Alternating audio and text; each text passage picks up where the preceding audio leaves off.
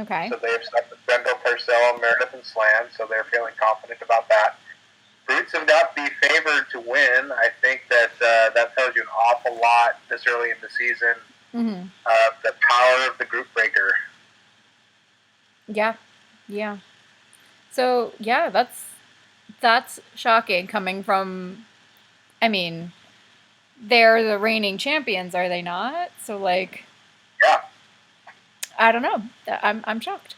I would love to see, like, I obviously, like, I'm a data-driven person and I love charts and graphs. I would love to see the odds and the betting over the last couple of weeks, like, because I think there's been some upsets. It's got to be difficult for Shrek or any other Yeah.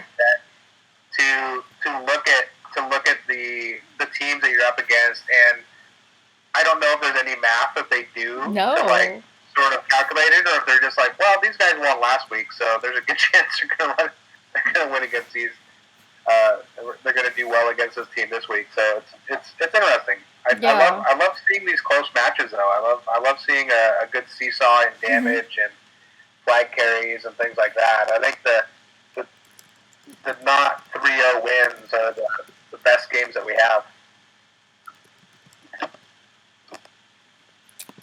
Okay, so we're at 3 minutes. So my typical, my very annoying pre-match questions are, like, out of the gate, who do you think the targets are going to be and the main strategies of each team? So I know that we've been over this like a kabillion times at this point, but right out of the gates, what do you think Brute is going to be? What do you think the Brutes are going to be doing? Focusing on KCS as the most predictable team at this point, and vice versa. I'm not entirely sure. It looks like Neil has joined us as well, so if you want to pipe in on that one, Neil, I'll go ahead and let you give the prediction here. What do you think? Sorry, can you ask the question again? I'm just getting here. So my typical pre-game question is like strategies out of the gate. Who do you think each team is going to focus, and why? And if we think that, KCS is going to try and shake things up, it's their same lineup, but maybe they've been developing some new strategies now that they're getting the feel of the new other teams' lineups. Yeah, I wonder if KCS would rather focus someone like Grush, who is probably trying to be offensive, dual wielding to put out a lot of damage. So if they can get him on a back foot, it slows him down a bit. Or if they might try to focus Corson, because again, if you put like an important, say, group breaker on the back foot, that can potentially get them out ahead of the game. But yeah, I think it's a bit of a tough call, and I think everyone is still trying to figure out how to deal with these group breaker teams overall, and sort of like realigning your threat assessment, really. So we're at 1 minute till match. Dan, do you concur? No. No? Hit us. I think he's as good of a choice as any in this one, but I think that Card Sharks wants to focus on the Brewmaster. Oh, the Brewmaster. He's a high DPS guy. He also is a group blinder. He's also a healer, so it's kind of a three-fer when you take him out first. But I don't think he's going to just stand there and let them kill him either. I think it's a really hard choice. Grushg is also a really good choice because of his DPS. Going the other direction, I think that they want to focus on Grendel because he's their big damage dealer, or Slan because he's their blinder as well. Mm-hmm. And we're going to find out what they choose. One thing I'm interested in seeing too is I think Merilith usually does come out trying to cast on people, and I think we'll get to see if Grush or ZQ gets their saves tested out. Kind of curious about that.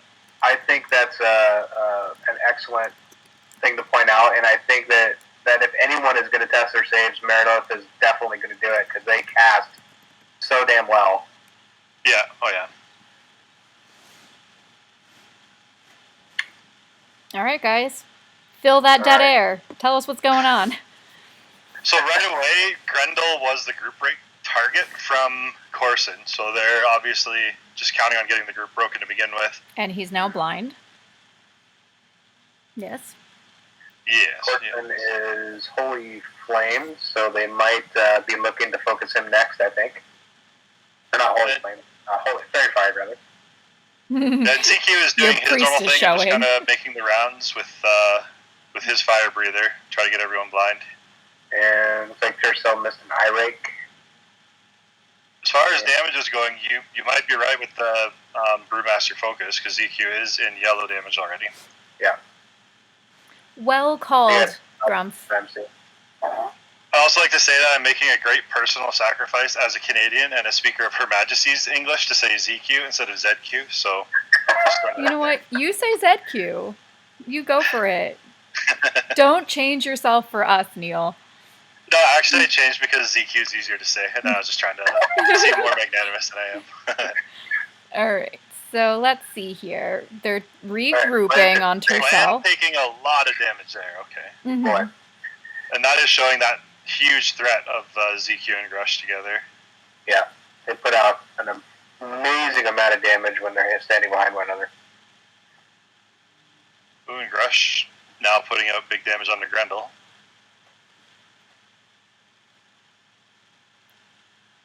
Tyrcell's going to help a little bit, it looks like, on Grendel so he can get full round.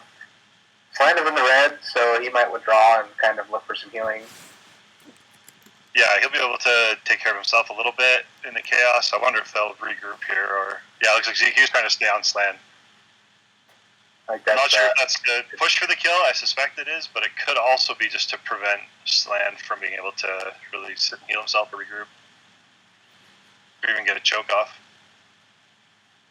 The other side of that, too, is that if they decide to go for an early cap, it kind of prevents Slan from being an interrupter with Flash.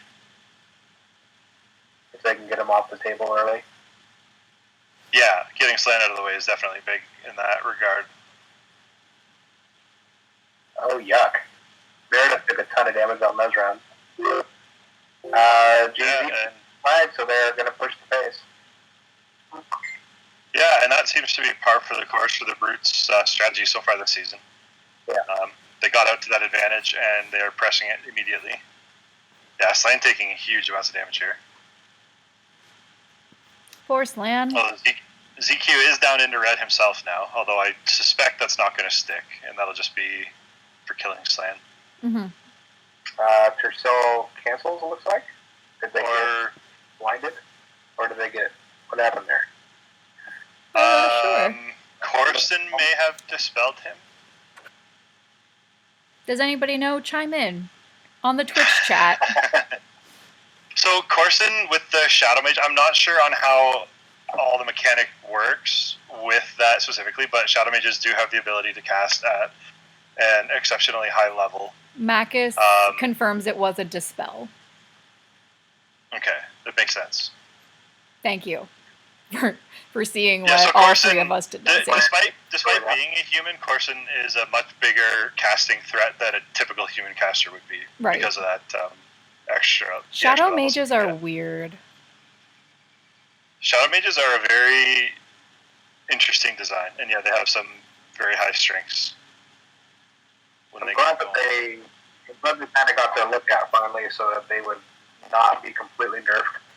Ooh, slanting unstank, yeah. When they have cats.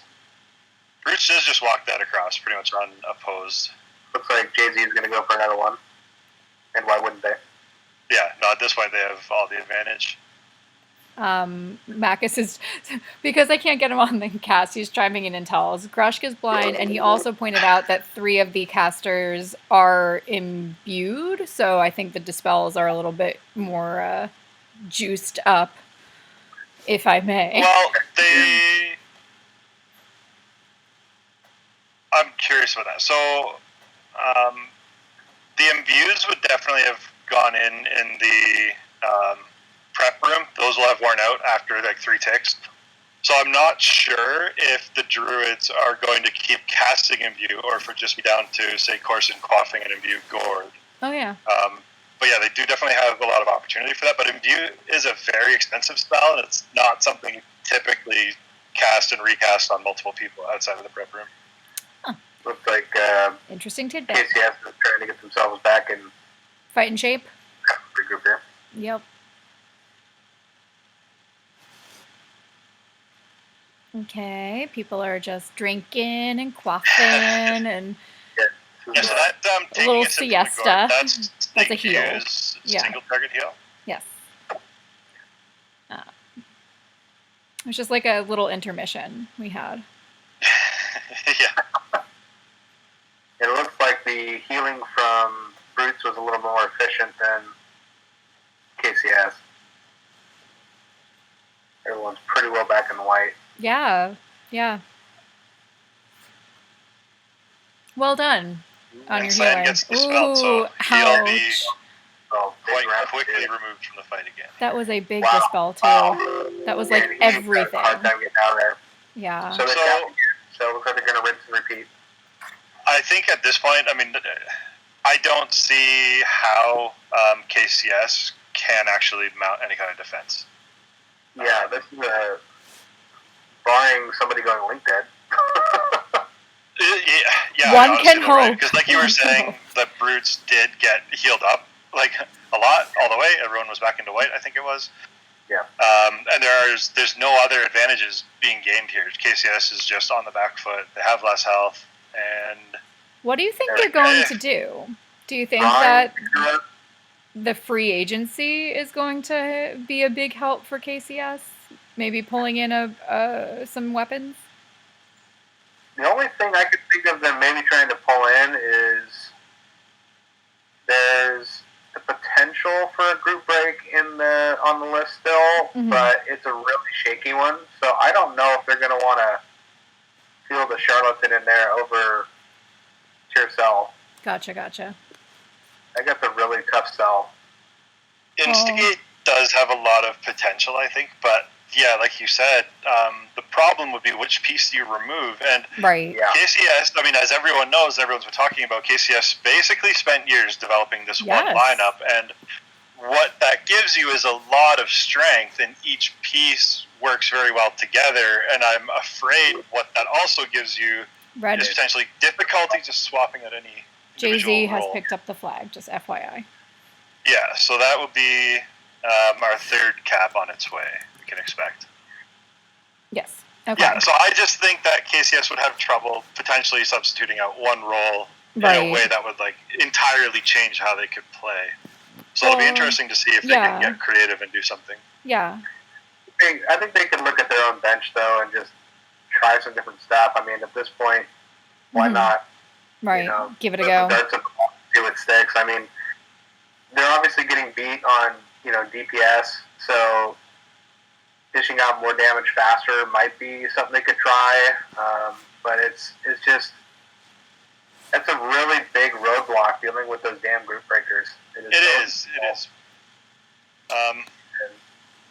We are down now after previous match. Like, nobody is undefeated anymore, right? So we can go back and study how every team has been beaten, and you might be able to draw some inspiration from that as well. But I think now group breakers have been involved, in all of those scenarios too, right? So can you beat the top teams without a group breaker will be a big question of this season. Right. So back to the field here. I know that it's a 2-0 lead, but let's be hopeful. So Grendel takes another dispel. Yeah. It's not going to help their cause any. Nope. If they get a rooster on, can Brewmasters rooster? I would think so. Yes. Yes. Yes. Okay. I don't believe they lose anything. Yeah. Yeah, and there's Jay-Z's up. God, it's so hard to stop. What? They've got several rescuers, and it's just a full health centaur is just hard to take down, period. Yeah, their stun resist goes a long way when you rely on hitters to do your damage. Somebody's bottle of nectar froze. Take that. No, not the nectar, no. So ZQ is taking a lot of damage. He might go down. He is? He's got a few lines to go yet. But yeah, I don't think he's close to Wimpy range just yet. But I'll be curious if KCS can pull out a bit of an advantage here. So I'm going to ask one of my normal questions, which is like, what comes out when somebody's this far in the lead? Like, what's the wing and a hope and a prayer for KCS right now? Like, what perfect scenario needs to happen other than an LD, other than people logging off mid-match that would turn the tide, do you think? Well, we might be seeing it a little bit here. So Slan has been good about keeping people choked, although Grendel does go down now, so that puts a big damper on it. But their DPS just went away. Between Slan getting those chokes down and Merilith getting some dispels, because we did see at least one of those come out as well onto, I think it was JZ, KCS could sort of claw back a bit of an advantage that way. Now, having lost Grendel, that's a lot more difficult. But if they can at least delay this capture... delay the cap, and Macus is... No, I mean, they could try to go for a counter cap, but I mean, is the other team even going to let them get it? I mean... Yeah. And I think the problem is, as well, if they... they didn't have time, obviously, but I think if they had counter cap, 2 brutes would have had the ability just to stack on that person and kill them quickly. Yeah. So. Yeah. All right. Well, congrats, brutes. You did it. Sorry, KCS. Let's see if maybe Dan K would like to come on and talk, though I would understand if he did not. Oh, Anaya has the damage meter out here. So Grush got the top and JZ at the bottom here with the amount of damage dealt. Which makes sense when you consider those 2 roles. And then, ZQ in second place again. So that's... Even I think ratio-wise, that's a little bit of a mirror of our match from earlier in the week, where Grush had like 21,000 and ZQ had something like 15 or 16,000. Mm-hmm. It's a crazy, what do they call it? Like disparity or yes, gap or that's grouping? The word. Yeah. Thank you. Those 2 put out a lot of damage, and I'm wondering what the aligned protections have been to result in this spread. Very good question. I wonder. So here's an unpopular opinion for you guys to kick around. I love unpopular opinions. Hit me. Often, if I go into certain PK situations that I know I'm going to be facing against non-specific alignments, sometimes I think it's better to not protect alignment than to protect wrongly. Yeah. Interesting. The thing, though, is, like, this isn't an unknown, per se. Like, you know Grush's a line, you know ZQ's a line. And then Corson, too. I mean, he didn't have to this match, but you see him pulling out that, was it Shadow Bolt or whatever that spell is? Like, even that does a lot of damage. So the thing with brutes is they have a threat on every alignment. Right. Yeah. And it's a tough choice to make.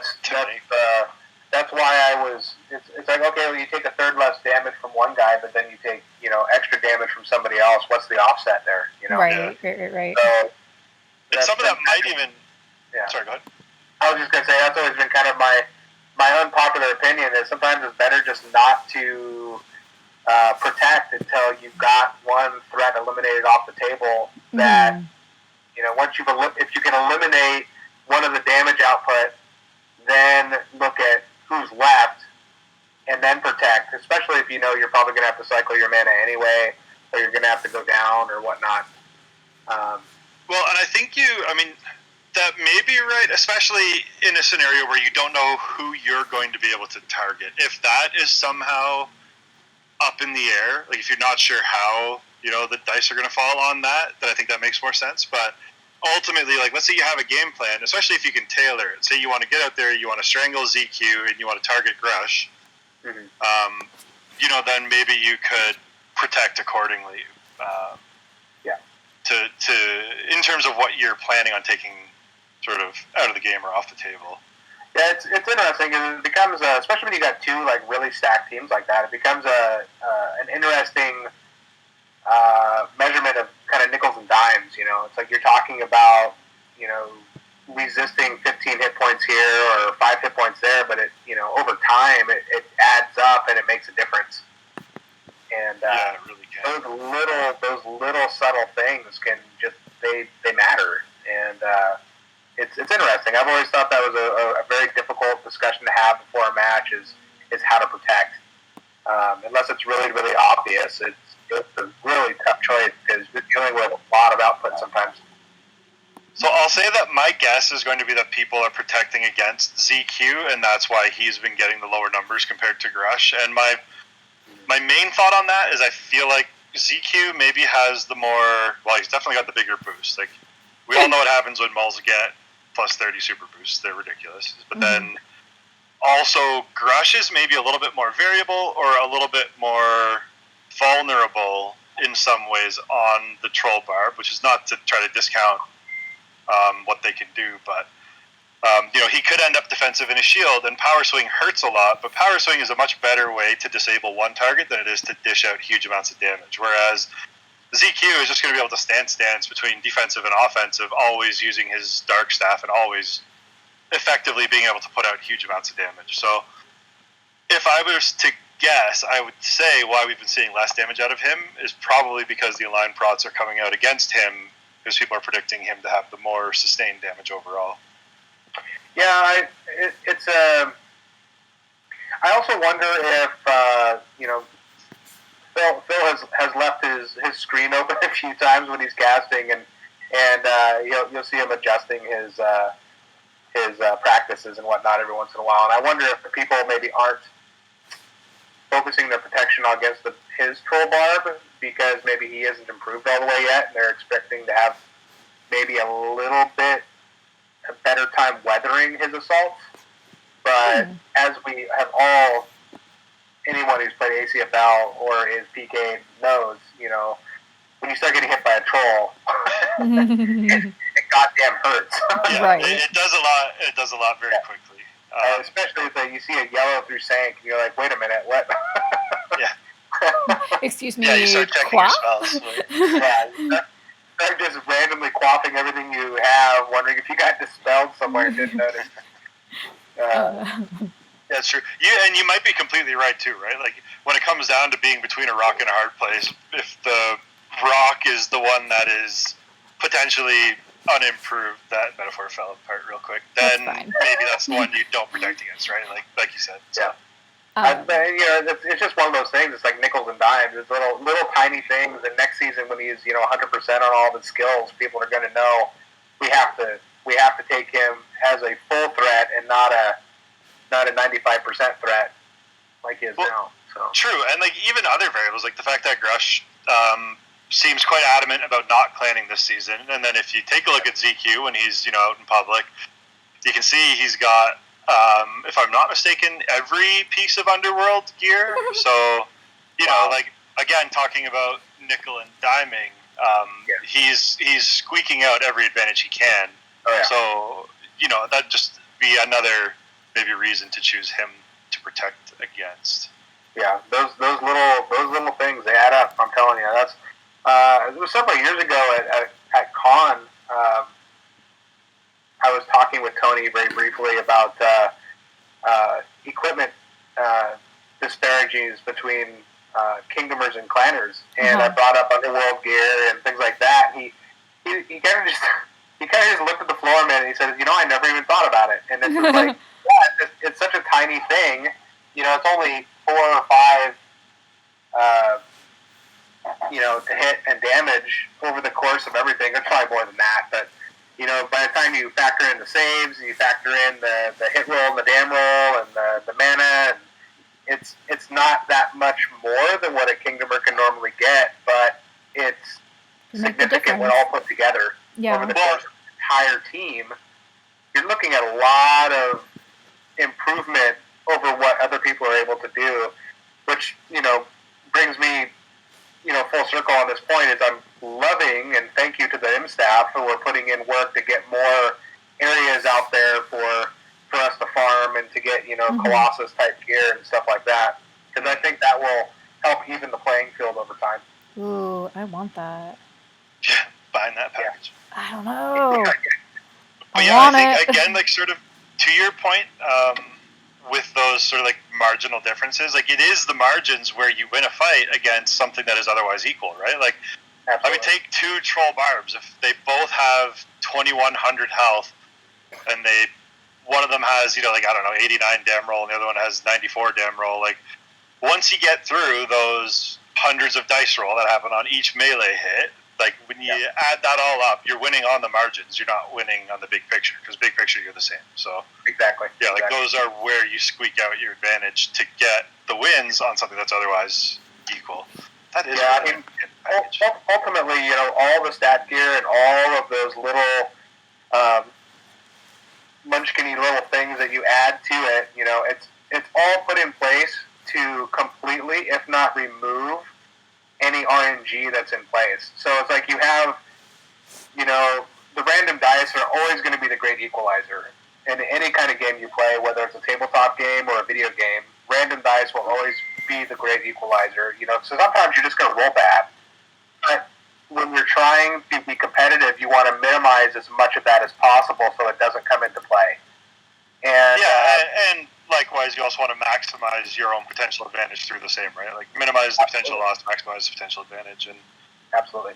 And it seeks on DSL. You see both sides of it, right? Like, you have melee classes, will put out hundreds, if not thousands, of iterations of their dice rolls in a fight, and those are relatively narrow margins, so that kind of averages out. Whereas you start looking at casters, and you don't land your spells a lot, but when you do land them, they can have a big effect. And we saw that in this match, like with Slan taking a pretty big dispel in there at one point, and whatnot, right? So again, even that is just playing around the randomness at some point can be pretty difficult, but also pretty crucial. It can be huge. I mean, and I think that's where a lot of people complain about OMFG cards and the power that they bring to the game, but they don't bring power in and of themselves. They only bring you opportunity. They bring you time and opportunity. That's all they give you. And you're dealing, and especially in like ACFL, you've got people who put some money into their cards or won cards or gone to con and acquired them and whatnot. You have characters in there who are going to have the opportunity to dispel you. They're not going to get one shot, and then if they hang around, they're going to get beat up. They're going to be able to do it a couple of times because they have the hit point pool to be able to withstand that a little bit longer. Just as a sidebar, this is bananas. Anybody watching auction right now. But is that for the package? Yeah, 70 eggs for, hold on, what was it here? 17 about 70, 80 items. 17 dark staffs, 19 HOJs, 29 robes of Austinian, 7 unholy robes, 6 lawyer's teeth, and a single spirit dagger. Everybody's just going for the next 12 dark staff and so you're looking at 500% profit margin by making one. I see something like that, and the only thing I can think of is, good for you. Yeah. Good for you. I love seeing people do these, like putting together these packages like they used to do back in the day. Yeah, for sure. But like, bananas. Those areas, man. Go out there and grab that gear. That's weird. I had a funny thought the other day. During the last match we were a part of, I got disarmed and I did get rearmed, but it wasn't as fast, I think, as the announcers wanted me to. I was thinking it would be really fun to get one of those. Is it the Hand of Deviant that does the punch now? Hand of Disease. Hand of Disease does the punch now? Yeah. I was thinking that would be a great one. Yes! That would be. So I may or may not have put 2 of those on my swashbuckler and went out and hit people at some points, and used them into thinking that I was. That's awesome. I wanted one so badly where I wanted to offhand one and have it like restrung to like a glove nail or something. Yeah. Run around with my Battle Rager, punching people. Hey, this is good old DSL right here. I think I had like the pancake flipper and a Hand of Disease once, so I was like punching and slapping. Yep. That's awesome. That's cool. I appreciate that. All this talk about advantages, but Sometimes you have to go for You the just have to have psychological fun. advantage. Yeah. When you're getting punched and slapped to death, it takes a toll. Yeah. Exactly. All right. So my last little bit here is that for anybody still listening, there's like 10 of you. You have 2 point of views here that are not usually on casts. So if anybody has any questions from a different point of view or want answers from a different point of view, please send them in. I'd be happy. We might not normally be on cast, but we are on fleek. They are on fleek. Number ones in my heart. So because this is not the usual casting crew here, I always like different opinions and different POVs. So if anybody did want to chime in with a question or pick their brains, now is your chance. The time is now. Yeah, so nope. Okay, nobody cares about you guys. No. Oh well, hold on. There's one. Nothing meaningful to say. There is one, but it is from Phil, and he just is asking what it's like to be so fabulously Meteo. Phil has like a huge crush on Meteo. It's very funny. Which Well, Meteo has its moments. Well, talking about RNG, Meteo is such an unknown. Like, I think a lot of people will just prefer to know what damage you're going to put out, right? Like, you compare Meteo to Evoker, there's only a few variables involved with that, right? Basically, the opponent AC, whether they've got a resist or not, and then, like, your small dice rolls, then whether or not you get the, the extra damage off the saves break, etc., etc. Yeah. With Meteo, you've got like the number of targets in the room, and then it just randomly Am I right that it randomly chooses, or it hits people at random, the number of times as the number of targets that are in the room? Is that right? As far as I can tell, and I don't know if it does the same as like Flash. It's its own weird thing. It does have an elemental effect. So it does hit vulns. As I understand it, it should hit everything in the room between 0 and 3 times, but it's random. And I don't know exactly how it's calculated or what kind of check it is or anything like that. The only thing I know is that the damage is based a little bit on intelligence and a little bit on wisdom. And that's the way it was explained to me years ago. So hasn't the clerical casting changed? I thought it went from being wisdom to int recently, and by recently I mean within the last 5 to 10 years. I don't know how those changes might have affected it. I didn't notice any noticeable difference. Okay. The first time I talked to Tony about it at a convention, I was, fussing about it because it was such a low damage spell at that time. Right. Like, it was embarrassingly bad. Right. And he toned it up a little bit, and he told me it was calculated a little bit with intelligence and a little bit with wisdom. So that's interesting. So I wonder if that's actually done separately from the normal damage system, right? So like a normal spell now with the way it's changed, we'll just like use intelligence as a modifier. But maybe Meteo still uses intelligence as a modifier, but it's also hard coded to do some damage based on intelligence and wisdom. You know what I mean? Like, it could be a combination that's not... It could very well be. I think the spell is just a little bit buggy anyway. I can't fathom that there was ever any intention for it to hit people inside of clan halls. Well, I can't fathom there's ever any intention for people to loot the gold off of their healers in the clan hall after the healer dies, after the target dies, and brings it with them. So yeah, I think maybe they have that fixed. It might not do that anymore. I'm not too sure, but it definitely did at some point. I think I killed a healer in Knighthood Hall, I think, by accident once. Boo. Yeah, that was me, actually. I was the person you killed in the bloodbath that went back to the Knighthood Hall and then had the healer die. Yeah, but I haven't killed anybody else's healer, I don't think. For whatever reason, Knighthood's healer had really low HP. Makes sense. Yeah, I mean, it's an odd spell.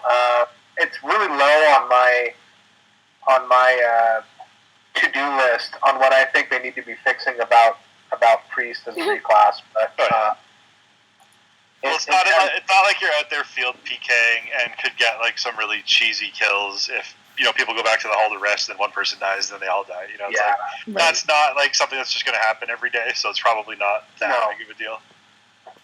No, apparently I've come close a few times. You've almost killed me post BB. Yeah. There's somebody who was bussing, I think it was last night or the night before. I think I left him with like 70 hit points or something like that. They're like, wow, you almost killed me. And it's like, oh, sorry, man. Don't be sorry. Embrace it. Oh, hey, Phil's here. Oh, hello, Phil. Hey. Great match, by the way. Great match. Congratulations. Yes, went pretty well. Yeah. Went okay. Did Ite? Super Ite? I don't know if you guys noticed, but we had a real noob up in that match that kept attacking his teammate. Was it Grush? It was not Grushg. Wow. It was not.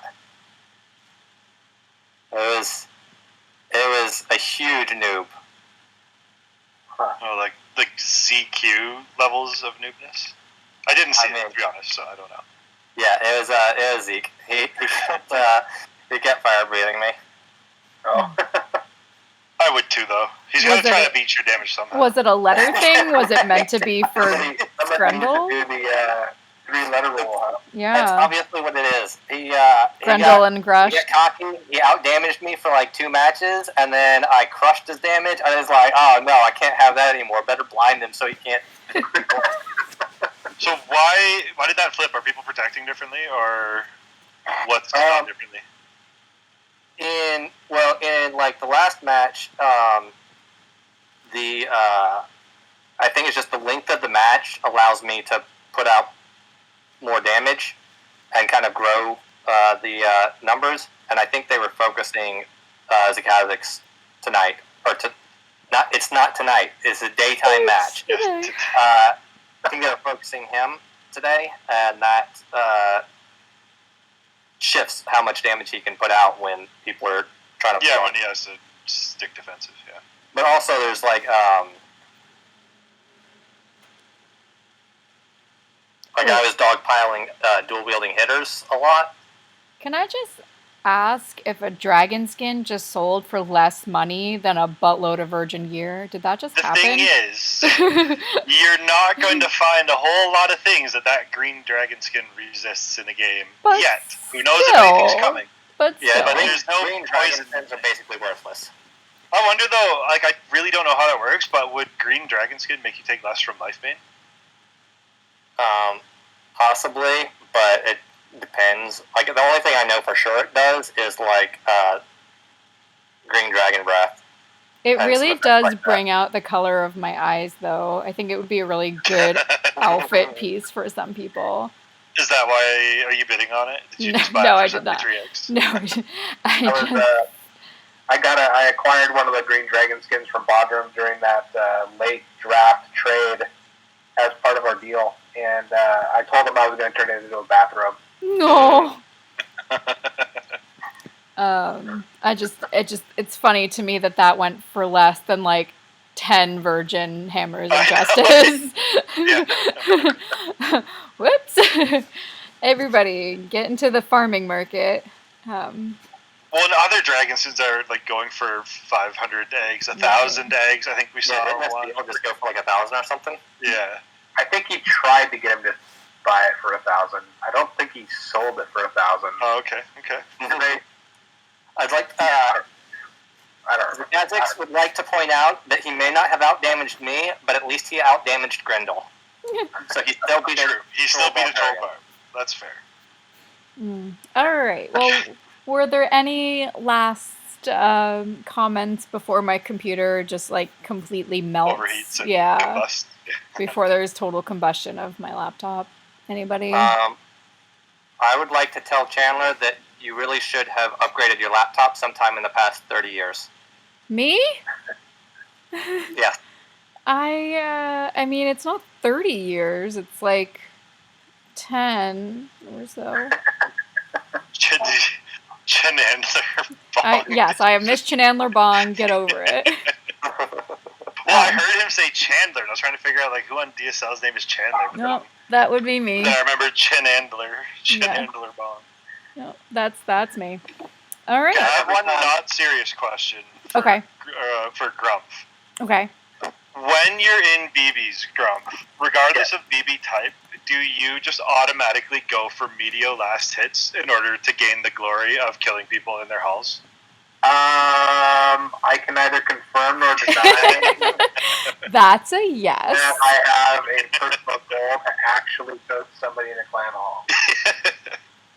I'll take it.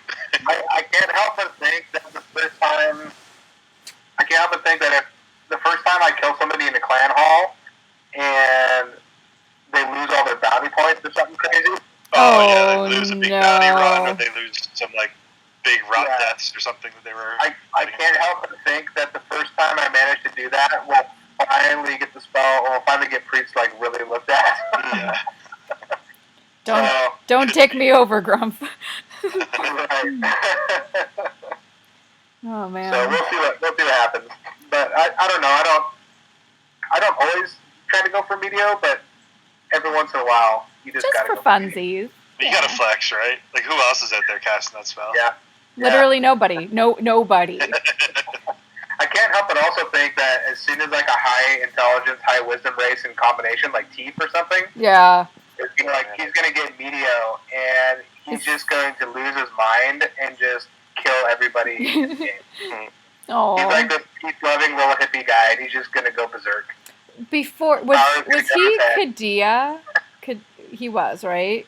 Before, because he's Andrea, right? No, he changed. Yeah. Okay. He was Turpa, I think. Oh, Turpa. That's correct. Right. Yeah. Oh. All right. Well, I'm going to stop recording.